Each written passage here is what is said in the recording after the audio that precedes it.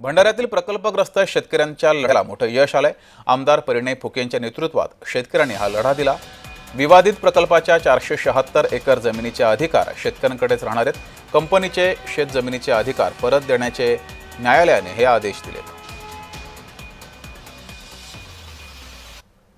जोपर्यंत भेल इथे कंपनी सुरू करत नाही किंवा इतर MIDC इथे कंपनी सुरू करत नाही तोपर्यंत ज्या शेतकऱ्यांच्या जमिनी आहेत ते शेतकरी इथे नांगरणीकडे शेती करतील। आणि आम्ही मागच्या वेळेस येऊन इथे स्वतः मी ट्रॅक्टर चालवून नांगरणी केली, पेरणी केली आणि आता काही दिवसाआधीच लोकांनी मोठ्या प्रमाणात लोकांना धान्य सुद्धा झाला।